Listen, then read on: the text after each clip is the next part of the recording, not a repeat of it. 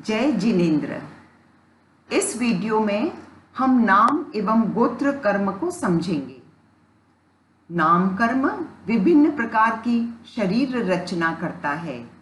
इस कर्म की गति, जाति, शरीर, अंगोपांग, संघनन, संस्थान, वर्ण, गंध, रस, स्पर्श, सूक्ष्म, बादर, पर्याप्त, अपर्याप्त, उच्छ्वास, पराघात, तीर्थंकर आदि अनेक उत्तर प्रकृतियां हैं। इनमें मोस्टली प्रकृतियां शरीर रचना से संबंध रखती हैं और ये प्रकृतियां अनेक रूपों की सूचक है। यह नाम कर्म एक अघाती कर्म है, अर्थात इस प्रकृति से किसी भी तरह जीव के आत्मगुणों का हनन नहीं होता है। बहुत ध्यान देने योग्य कथन है कि घाती कर्म करने या न करने में एवं उनका क्षय करने में प्राणी स्वाधीन है। हम अघाती कर्मों को क्षय करने में स्वाधीन नहीं हैं।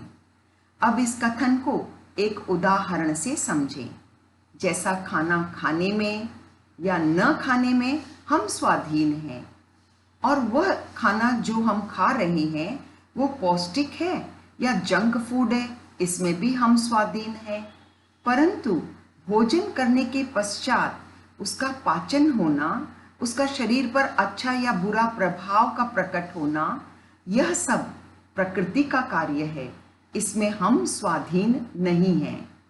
सीधी सी बात है कि विष को खाना या न खाना यह हमारे वश की बात है, लेकिन खाने के बाद उसके प्रभाव स्वरूप मूर्छा, बेहोशी या मृत्यु आए तो उस पर हमारा कंट्रोल नहीं है।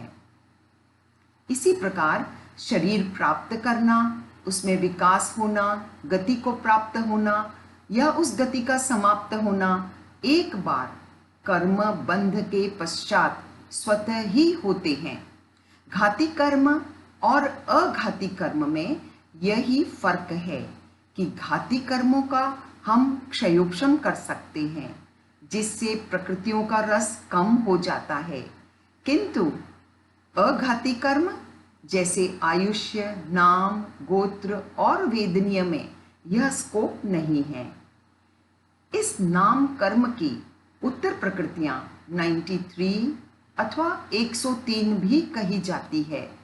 सभी कर्मों में इस कर्म की उत्तर प्रकृतियों का परिवार सबसे बड़ा है। नाम कर्म की प्रकृतियों को जब हम खोल खोल कर विस्तार से जानेंगे, तभी नाम कर्म का भाव हमारे सम्मुख प्रकट होगा। इस कर्म का बंध 10वें गुणस्थान तक है और उदय 14वें गुणस्थान तक है। इस कर्म के पूर्ण क्षय से ही 14वें गुणस्थान के जीव अशरीरी और सिद्ध हो जाते हैं। इसके बाद हम गोत्र कर्म को जानें। गोत्र कर्म का अर्थ वर्तमान में प्रायः जाति, कुल आदि से लगाया जाता है। यह दो प्रकार का होता है, उच्च गोत्र और नीच गोत्र। सामान्यतः उत्तम कुल में जन्म लेना उच्च गोत्र और निम्न कुल में जन्म लेना नीच गोत्र कहलाता है। लेकिन यहाँ एक प्रश्न उठता है कि हम कौन से कुल को उच्च माने और कौन से कुल को नीच माने। इसका कोई निश्चित मानदंड नहीं है। वर्ण व्यवस्था में क्षत्रिय, ब्राह्मण, वैश्य आदि कुलों को उच्च गोत्र वाले और शूद्र, चंडाल, चमार आदि को नीच गोत्र वाला माना गया है। लेकिन ये सारा कथन काल और क्षेत्र के सापेक्ष ही है, क्योंकि अनेक ऐसे क्षेत्र हैं पश्चिमी देशों में जहां क्षत्रिय, ब्राह्मण, वैश्य आदि जैसी सामाजिक व्यवस्थाएं होती ही नहीं हैं। अब इसके साथ एक प्रश्न और उठता है कि जितने या जिन गोत्र को हम नीच कह देते हैं, उनमें भी साधु, संतों, महापुरुषों ने जन्म लिया है।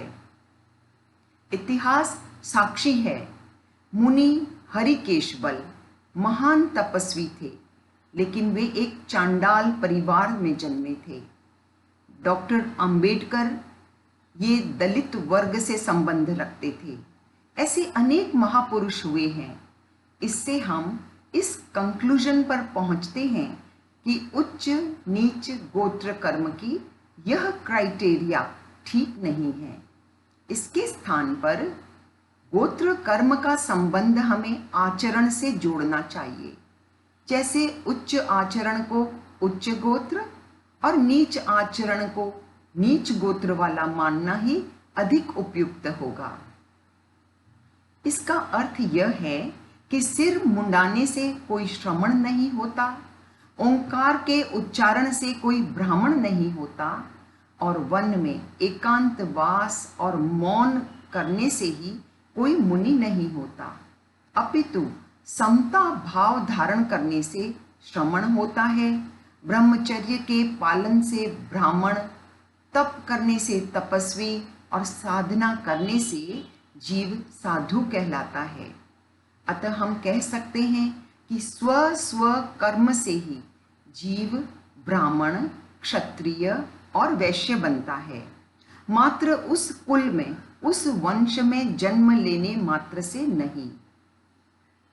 गुण और कर्म के आधार पर समाज की व्यवस्था का ध्यान रखते हुए यह विभाजन हो तो ठीक है, लेकिन जन्म के आधार पर किसी प्रकार का विभाजन करना उचित प्रतीत नहीं होता।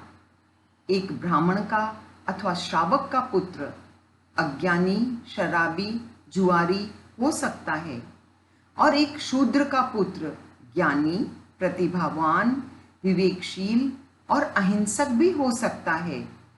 अंत में हम यह कह सकते हैं कि गोत्र का संबंध जातिगत न होकर जीव के उच्च और नीच भावों से है। जय जिनेंद्र।